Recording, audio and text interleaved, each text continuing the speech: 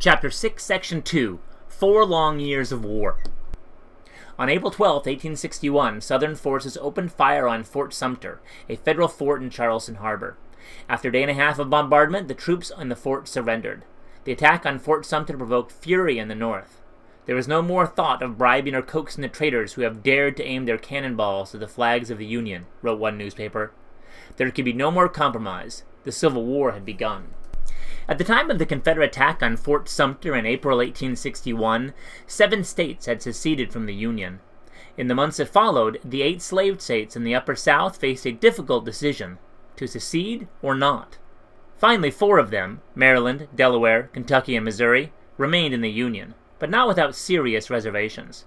The country, now formally divided between the Union and the Confederacy, braced for war. The advantages of the Union and the Confederacy. As war began, both sides were confident of a quick victory. Northerners were certain they could overwhelm the South with their superior resources. Not only did the Union have more than twice as many people than the South, but it also had a much more diverse economy. The North outstripped the South in farm production, factories, naval force, and railroad lines, which were crucial for moving troops and supplies.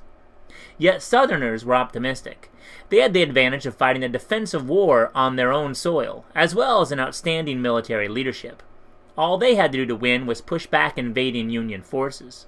Before long, they believed, the Union would tire of battle and leave the Confederacy in peace. Believing their cause was just, volunteers on both sides rushed to enlist. The 70,000 new troops that marched into battle on Wilmer McLean's farm in 1861 were certain the other side would collapse at the first whiff of gunpowder. The realities of the First Battle of Bull Run, however, destroyed such illusions. Although the South won the day, their victory did not come easily. For the North, the defeat at Bull Run was a harsh wake-up call. The Anaconda Plan begins to squeeze the Confederacy. After Bull Run, President Abraham Lincoln realized he had to plan for a long war. With General Winfield Scott, he devised a strategy that came to be known as the Anaconda Plan. As the name suggests, the idea was to surround the South and squeeze it to death, like an anaconda snake crushing its prey. To accomplish this goal, the Union planned to set up a naval blockade, a line of ships stopping sea traffic in and out of southern ports. The blockade would keep the South from trading its cotton in Europe for the war supplies it needed. Next, the Union Navy would take control of the Mississippi River, separating Texas, Louisiana, and Arkansas from the rest of the South. From there, the Union Army would move east to squeeze the life out of the Deep South. Finally, the Union forces would invade Virginia and lop off the enemy's head, in this case, the Confederate capital of Richmond. The Union enjoyed early success with the first 2 steps in the plan. The Navy blockaded southern ports and stopped most trade. It also seized New Orleans and began to move up the Mississippi River. At the same time, Union forces commanded by General Ulysses S. Grant fought their way south toward the Mississippi. Along the way, Grant won decisive battles that brought much of Tennessee under Union control. Not everything went the North's way, however.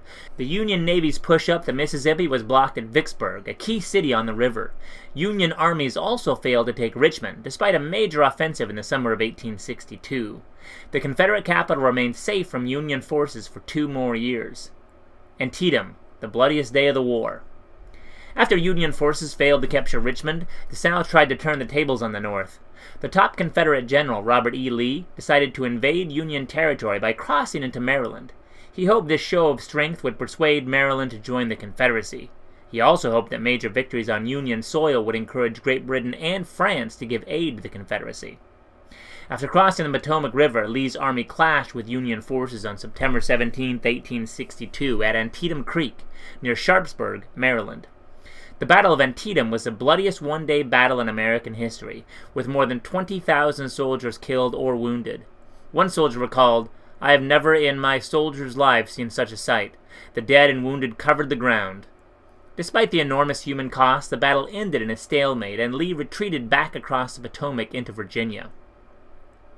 Although the Battle of Antietam was not decisive, it was a turning point in the war. Not only had Lee's invasion of the North failed, but he'd also lost a quarter of his army in the effort. European countries remained reluctant to recognize or assist the Confederacy. Furthermore, Lee's failure gave Lincoln the chance to take a step that would change the course of the war. The Emancipation Proclamation changes Union war aims. Although Lincoln opposed slavery, he refused at first to make abolition a war aim. "My paramount object in this struggle is to save the Union," he wrote, "and is not either to save or destroy slavery." But as the war dragged on, Lincoln decided that tying the war effort to emancipation, freeing the slaves, made sense. Calling for the end of slavery, Lincoln knew, would link the war to a moral cause in the North. It would also win support in Europe, where opposition to slavery was strong. Freeing the slaves could also deprive the South of part of its workforce. In fact, since the start of the war, thousands of slaves had freed themselves by running away to Union lines. News of these runaways may have influenced Lincoln's decision to call for the emancipation of all slaves. A few days after Antietam, Lincoln issued a warning to Confederate states: return to the Union by January 1st, 1863, or he would free their slaves. The Confederacy ignored the warning, and on January 1st, Lincoln signed the Emancipation Proclamation, which declared all slaves living in states in rebellion against the United States to be thenceforward and forever free. Slaves living in areas loyal to or under Union control were not affected. The Emancipation Proclamation had little immediate effect because the Confederacy ignored it. Nevertheless, it gave the Union a great moral purpose and signified that a Union victory would mean the end of slavery. Turning the tide, Vicksburg and Gettysburg. To hasten that victory, General Grant continued to battle his way toward the Mississippi River. In May 1863, he arrived at the Confederate stronghold of Vicksburg, Mississippi, and settled in for a long siege. For 6 weeks, his troops shelled the city from one side, while Union gunboats battered it from the other. The Confederates dug caves into the hillsides and tried to ride it out, but eventually they gave in. On July 4th, the Confederate army at Vicksburg surrendered, and the Union finally gained control of the Mississippi. Meanwhile, another great battle was underway in the village of Gettysburg, Pennsylvania. It began when General Lee invaded the North a second time. On July 1st, 1863, his army of approximately 75,000 troops met a Union force of about 95,000 just west of the town. The Battle of Gettysburg lasted for 3 terrible days. At first, Lee's troops held their position, but on July 3rd they suffered devastating losses and were forced to retreat. More than 50,000 soldiers were killed or wounded. Having lost a third of his army, Lee would not attack the North again, but would fight a defensive war only. For the North, this victory marked a major turning point in the war.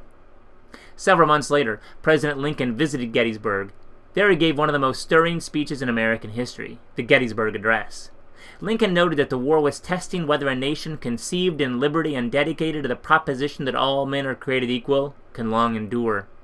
He then declared that the nation would endure and that out of war would come a new birth of freedom.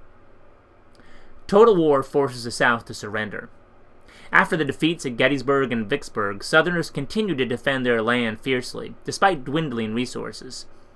To force a Confederate surrender, General Grant adopted a policy known as total war, which called for a doing whatever was necessary to undermine the enemy's willingness or capacity to fight. To implement this policy, Grant adopted a 2-pronged strategy. He would lead his forces into Virginia to engage Lee's army and take the Confederate capital of Richmond. Meanwhile, another Union general, William Tecumseh Sherman, would wage a campaign of destruction through Georgia and the Carolinas. Sherman was a battle-hardened veteran who believed in total war. "We cannot change the hearts of these people of the South," he said, "but we can make war so terrible and make them so sick of war that generations will pass away before they again appeal to it." In May 1864, he marched his troops southward from Tennessee with orders to inflict all the damage you can. In September, Sherman captured Atlanta and burned much of it to the ground.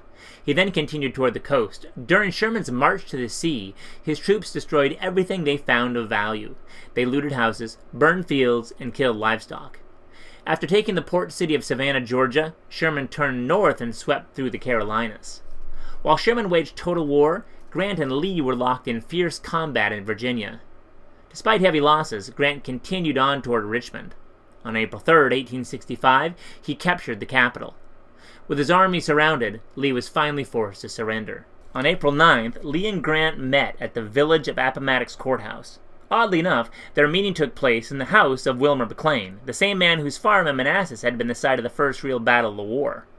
As McLean later said, "The war started in my front yard and ended in my parlor." The terms of surrender Grant offered Lee were generous. Confederate officers could keep their weapons. Any officers or troops who claimed their own horses could keep them. Most important, each officer and man will be allowed to return to his home, not to be disturbed by the United States authorities. At long last, the Civil War was over.